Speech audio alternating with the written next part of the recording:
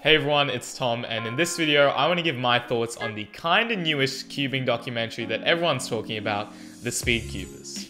So first and foremost, yes, I am kinda late to the party. A lot of people have already given their thoughts on this, talked about the documentary when it first came out, nearly 2 weeks ago, and I was gonna do the same until I saw that my good friend, mortal enemy, Tingman, was making a video interviewing Soo Kim and Chris Olsen. So I decided that I would wait and give some more in-depth thoughts after hearing an inside perspective from the very director and DP of the actual film itself. Naturally, I might cover a few things that some other people have talked about, mainly just because I'm so excited to tell you guys what I think of this film.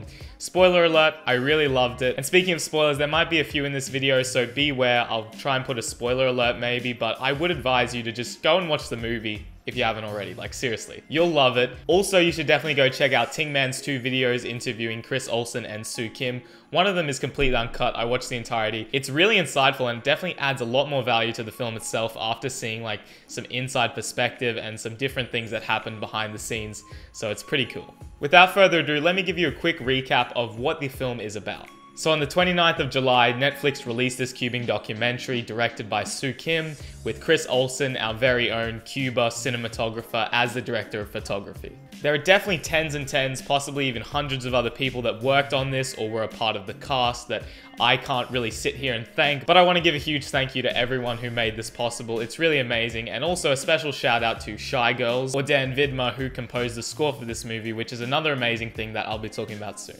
Overall, I really enjoyed this film. I cried, I laughed, I got excited that, cubing was on Netflix on my TV.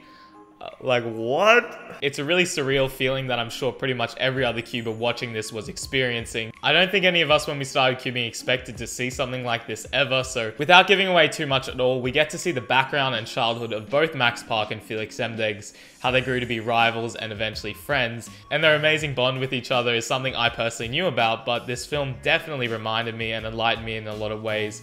And it's really touching, to be honest with you guys. And seeing the amazing parents of Mickey and Schwanard and Max and how they've overcome all these obstacles and, especially in a cinematic form, it's really touching. And I really can't say any more about emotions without having to mention the score, which was geniusly composed by Shy Girls or Dan Vidma, and it really adds so much to the movie. And it's something that Soo Kim specifically paid mention to in the interview with Tingman, that they wanted to go for this sort of retro but modern and refreshing style, but not just in the upbeat and chirpy parts of the movie. Also, when we get those more melancholy and slow moments, we don't hear orchestral pieces like, many other scores will have, but still this mellow synth that, it's different, it's refreshing, and I really liked it. And in my second and third watchings of the movie, it's something that I really, really appreciated, and I thought, that it's brave, it's quite genius, I think, and it doesn't detract from the movie at all. If anything, it adds to it, and it definitely encapsulates this whole feeling of,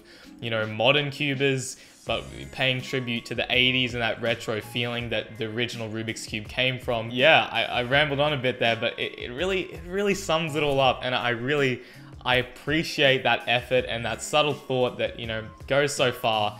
And they've done an amazing job. The shots of the movie as well are not only so cinematic, it's amazing to see cubing represented in such a way by Chris Olsen, the director of photography, and many other talented filmers. But also so much of the movie, so much of the emotion and all the subtle connotations are represented in these shots, through the body language, through the choice of colors and stuff. I'm by no means gonna sit here and tell you that I'm a filmmaking expert and you should listen to my opinion. Colors and stuff. But that's just genuinely what I thought watching the movie. I think Chris did an amazing job. We got to see how talented he was with Why We Cube, pretty much solely by himself.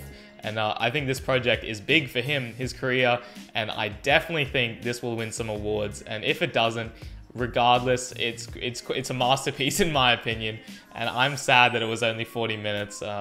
Director's cut, please? Getting to see so many cubers in it, as well as Felix, his parents, Max, his parents, Kit Clement, Jaden McNeil, Edward Hollingdale, and pretty much any cube you can think of. It was amazing to see that, the whole world stage and the crowd captured, and surprisingly it didn't detract from the film at all, but, it was fun to watch it and go, oh, there's Anthony, there's Patty, people that I know, I'm like, they're on Netflix.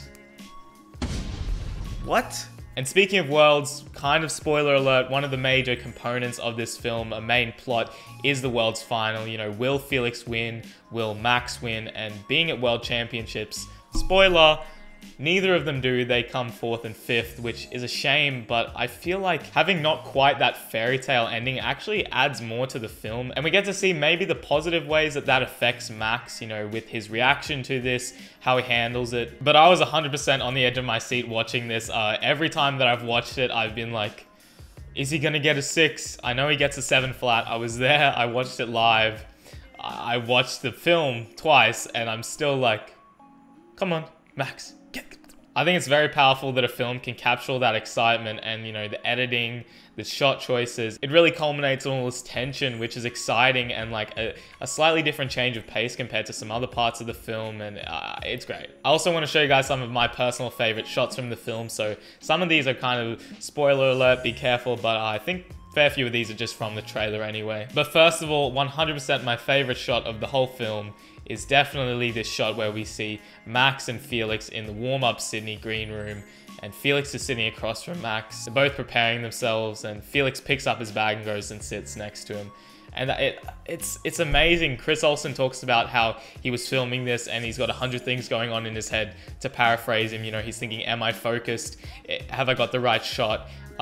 Because this is all happening live, you know, and he was lucky to capture that and very skilled to make such an impromptu, amazing shot that it seems so simple, but I think we all know when you watch that, it really metaphorically, you know, sums up the whole film, sums up their whole lives at the moment with their rivalry and, you know, their friendship on top of that. That's even more impressive when you hear the behind the scenes that Chris just happened to be there at this point and just captured it, but, you know, also very perfectly, and it really shows his filmmaking skills and what an amazing director of photography he is.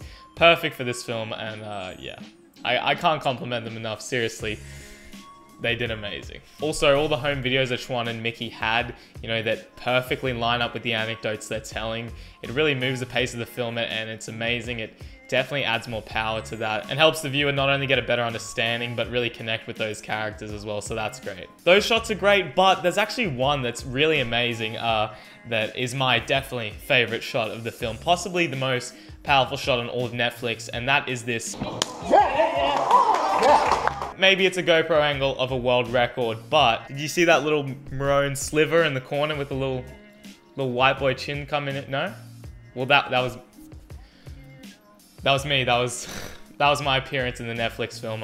Surprisingly, I didn't have to sign any waivers. I didn't get paid a contract, unfortunately, but I'll be waiting for those royalties, Netflix, so shoot them my way whenever, it's fine. Google reviews says that 99% of viewers like the film, so that's an amazing response, and it's got a 7.5 rating on IMDb, which I think is pretty impressive for a 40-minute documentary. And speaking of that, that's really the only fault I can give this film.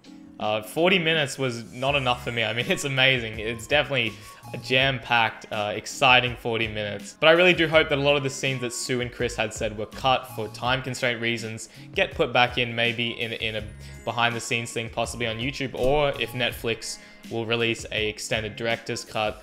That would be really interesting to see. Whatever happens though, this documentary is very special and has made a big impact on cubing. Which, speaking of that, I want to talk about now my personal opinion of how this documentary has impacted and will impact cubing as a whole. So the most obvious thing that I think everyone was thinking when they saw this is, cubing is mainstream now, it's on Netflix, like, is that going to bring more non-cubers in? Is it going to inspire more documentaries or films on Netflix that will, you know, increase cubing's popularity in the mainstream as a whole? You know, ideally, maybe this could introduce more pathways for cubing as a career, you know, rather than just a hobby. Even if it's just in expanding the community and viewership, which means more YouTubers can, you know, make their income making cubing videos. I know it seems strange and maybe not in the foreseeable future, but, you know, people thought this about gaming 10, 15 years ago, that, you know, why would anyone ever make money, let alone a living, off playing video games or uploading it to YouTube?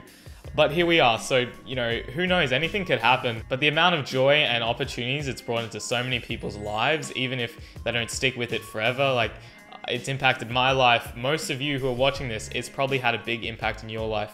Like, how awesome would it be if we can spread that positivity, that joy, that passion to so many more people? So That's why I think this documentary is so special. Not only is it just fun to watch, like this is something I've showed a lot of my friends already, my parents I watched it with, and I'll keep sharing it because I think Soo Kim, Chris Olsen, and everyone have done an amazing job, deserve so much credit, and even more than an amazing, exciting film, it's an inspiring piece of work that will hopefully reach and touch a lot of people, inspire them. And also I think it's amazing that, as Soo Kim said, Mickey and Schwan can, extend their reach and hopefully inspire more people who have autistic kids or who are autistic to, really reach for the stars. And they said that anecdotes when they were struggling helped them and really inspired them. At the end of the day, I think this film is going to bring a lot of positivity into the world. And I think that just about wraps up everything I have to say about this film. I'm sorry if maybe some of it is repeated from other people. I didn't